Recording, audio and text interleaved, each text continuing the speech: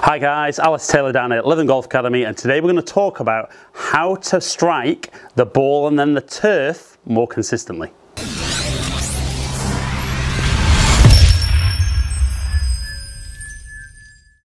Right then guys, so if you're a regular viewer of the channel, welcome back.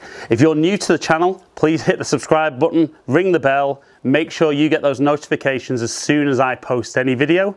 Please comment as often as possible and I will try my best to get back to everybody. And if you want me to do any particular videos, pop them in those comments. I'm here to help you guys play better golf.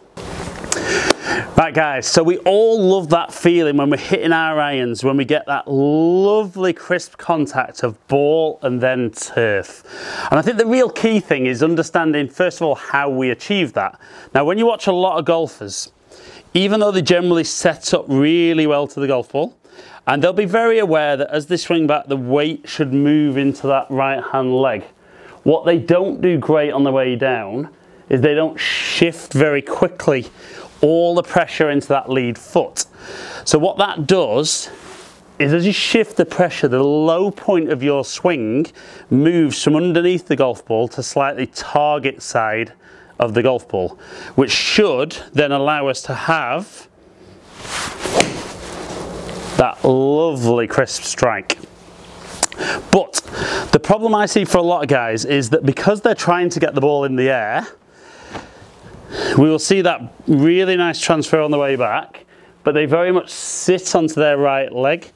The low point stays behind the golf ball and they either hit way behind the ball and the divot goes as far as the ball, or they miss the floor back here, the club travels up to the ball and they either thin it or top it.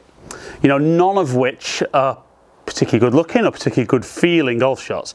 So we're going to work on a little drill today of how you're going to shift that pressure, particularly early in the downswing, to move the bottom of the arc forward and get you striking ball and then turf, or in this case the mat.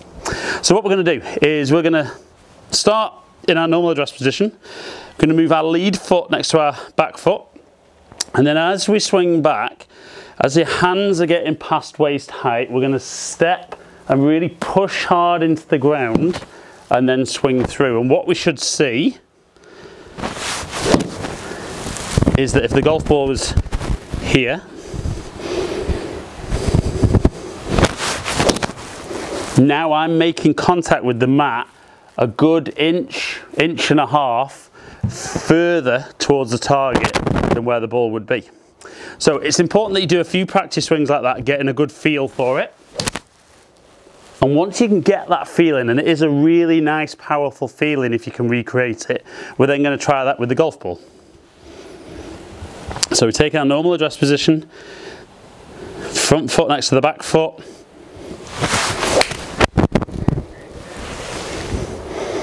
That was good. Didn't feel quite as exaggerated as on the practice swing. So again, set myself up. Off we go. That felt a lot better, and it just feels such a powerful strike. And obviously with launch monitors we can understand how as we move forward the shaft leans forward a little bit more, descending blow into the golf ball, de-lofting the club, really getting some good ball speed. So once we can get that really good powerful feeling of how we shift our pressure into our lead foot, we want to try, have a little practice swing. Then try and recreate the feeling from our normal address position. That felt like I really pushed into that lead foot, and then see if we can stand there and recreate with the golf ball.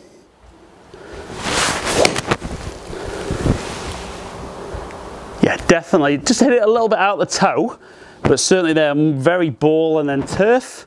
Now, obviously not something that I predominantly struggle with, but I see loads of golfers, like I said, pretty good on the way back, but everything's staying on that back foot.